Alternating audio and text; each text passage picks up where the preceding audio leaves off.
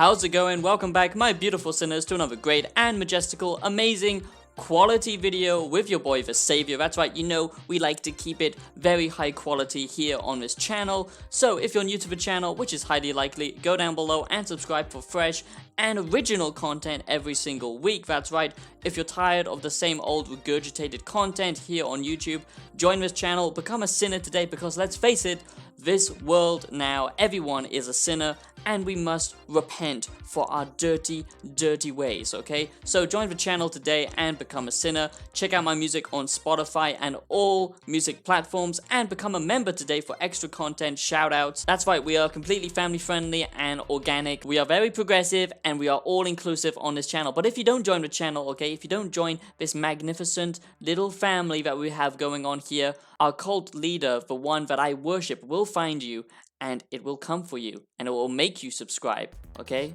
Bow down to our princess. All hail the princess. Make sure to lube yourself up today, boys, because we're in for a real tasty video today, boys. That's right. Welcome back, my beautiful sinners. Today we are discussing why I hate IGN, why I hate these game journalists, why IGN sucks, okay? Mostly I'm focusing on IGN today. I know there's tons of them out there like GameSpot, but today I'm really focusing on why I hate IGN, why IGN sucks, why IGN is so bad for so many reasons, and I'm not alone in this belief, okay? And I don't see many people calling them out on all of their BS, because it seems like most people are afraid to tackle the big and the mighty IGN. I'm not afraid of the corporate filth that are in higher positions. I don't give a shit, okay? So let's discuss why IGN sucks, okay? So let's first begin. IGN wasn't always a bad media platform, okay? It wasn't always a bad media website.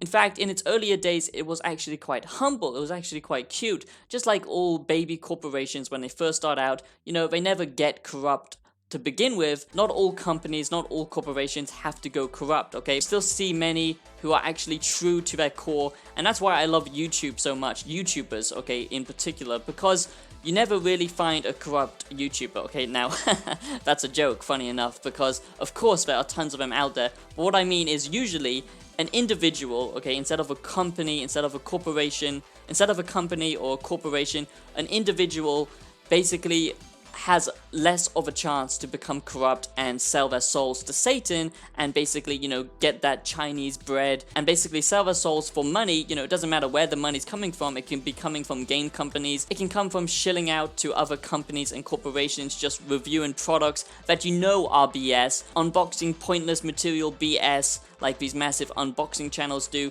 just, you know, shilling out to Amazon and these corporations, just showing pointless merchandise. You know, there are plenty of examples as to why people might sell out, okay? But usually on YouTube, okay, individual YouTube channels, you know, like game reviewers, like, you know, I can name quite a few, like Worth a Buy, for example, Angry Joe, ACG. There are so many good gaming review YouTube channels, okay, who are actually passionate gamers who actually review the games properly.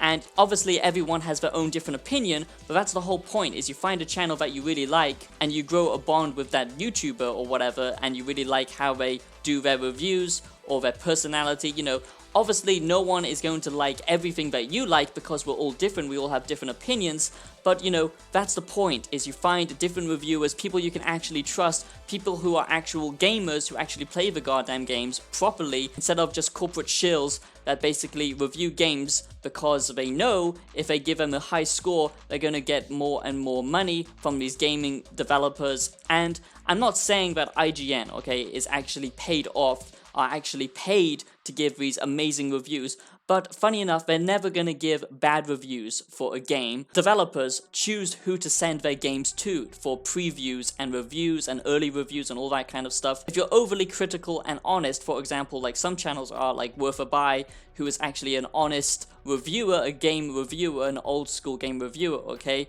They're not gonna give you game copies, they're not gonna give you early releases and all of this free advertisement, okay, which is going to help you earn more money and it's going to help them sell more games, okay? That's not going to happen if you give them critical reviews, okay? So the modern day gaming industry has completely shifted and changed, and I really don't like it, okay? I'm not saying that all modern day games are bad. There are a few exceptions, but the majority is absolute dog crap, okay? I think we can all accept that, hopefully. I don't know, that's up to you. Maybe you really like it, but personally, growing up in the PS2 days, okay, when games were actually made with love and quality instead of just rushing it out to meet deadlines and going down a checklist of things they have to include to make it a popular AAA game, gaming has changed so massively in the last 10 to 15 years because gaming has become as big as TV and movies, okay? So it's not the same anymore. They don't really make games anymore because they really have a creative image in their head. Some of them do. There are smaller gaming developers who really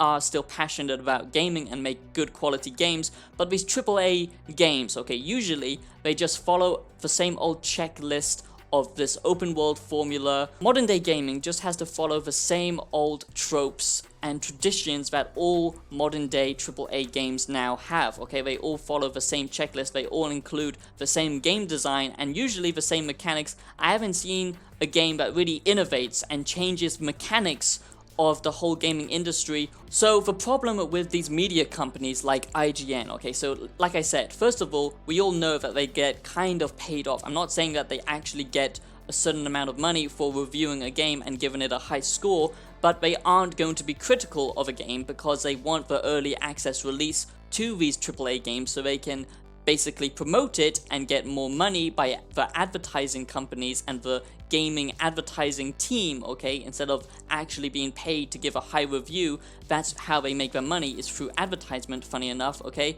And also, when you watch an independent reviewer, a YouTuber for example, you know what their take is going to be like because you know them as a person, you know their tastes, and you can go and compare with another YouTuber or another game reviewer or another gaming media outlet that isn't completely biased and corrupt. But the thing is, with IGN, why I hate IGN so much is they have over 30 different people reviewing these video games, okay? And a lot of them don't even play video games. They don't even understand video games. They complain that it's too difficult. They complain when something actually innovates. They like the standard AAA game formula because that is what they're comparing all the other games to. These games are the most popular, they get the most attention, and they make the most money. So IGN is really just focused about, you know, basically making the most amount of money as they possibly can. And yeah, it is a company and that would be fair enough, but they don't have any integrity anymore. There's no integrity in the modern day game industry as far as I can see with these, you know, media outlets and these gaming companies, because gaming reviews are just so one-dimensional now. You know, you just have a gaming outlet like IGN or GameSpot or whatever, and they just score these games. You know, usually it's always over a 7 out of 10. Usually it's a 7, 8, 9, 10, okay? It's never below a 5, okay? And there are so many average games out there. There are so many just cookie-cutter, copy and pasted games out there, but these gaming companies never actually call them out on all of the BS because they are afraid and they just don't want to lose their positions of power. These gaming journalists, okay, have basically all been paid off to give these, you know, high reviews, okay? You can't trust an outlet when, you know, you never know what reviewer you're gonna get because, like I said, everyone has different tastes. When you get a game review from a media organization, and this can be, you know, any reviewer, obviously their tastes are going to be different, but even then they don't actually show their personality and their opinions and taste of the game because it's all these AAA games. They have to give the same old approach time and time again, you know, rating like Call of Duty's 9 out of 10s when Call of Duty has basically been dead for so many years now because it's just the same old thing time and time again. And I'm not saying that Call of Duty is bad, you can still enjoy it. Call of Duty, for example, is not really innovating, okay? And the final reason why I really hate these gaming companies and these gaming journalists is not only aren't they real gamers because they don't actually play the game all the way through, or they only do it for a job, they don't actually do it as a hobby, okay? It's also just so corporate and bland because they only focus on, like I said, these popular games. They never actually focus on smaller titles, gaming companies that are actually doing something different, gaming developers who are actually willing to take risks. You know, it's all just about profit, okay, at the end of the day. And IGN is just so badly written as well. You know, all of these reviews are just so cringeworthy. This game really makes you feel like Batman. Wow, this game right here, wow, this really makes you feel like Spider-Man because you can swing through the city. It's like all of these game journalists have just been beaten over the head with a goddamn hammer. If you ever want to apply to work with IGN, just grab a hammer, bash yourself over the head, you know, maybe like 10 times, and then write your CV. It doesn't actually have to make any coherent sense whatsoever, because obviously you'll be brain dead, but that's the point. That's the people that they want working for them, okay? It's just complete brain dead zombies who are just willing to regurgitate the same old opinion time and time again, only review games that are, you know, in the only reviewing games that are in the AAA space, okay?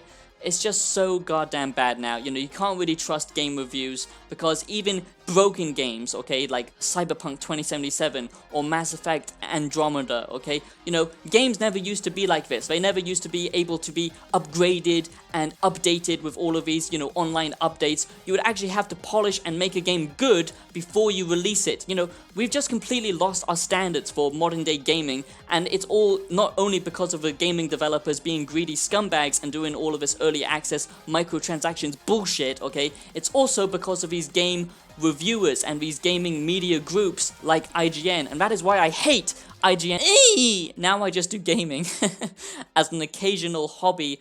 I used to be really passionate about games when they were actually good and high quality. Now it just seems like they're all just regurgitated piles of gloop that just gets repackaged and shipped. And then these gaming journalists who can't even handle difficult games. That is why we see all of these games now being so obvious and so tedious, with difficulties being so easy, you know, and basically all of these games just feel like movies now, just holding in your hands. They don't feel like video games anymore. They're all just cinematic BS.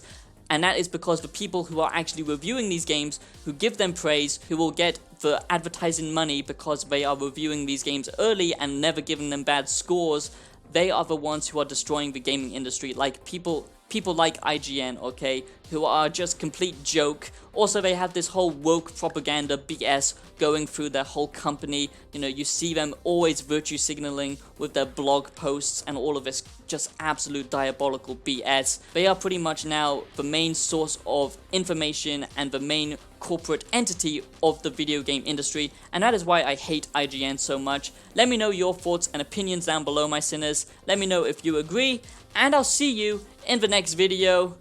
Peace out. What the fuck happened to my hair?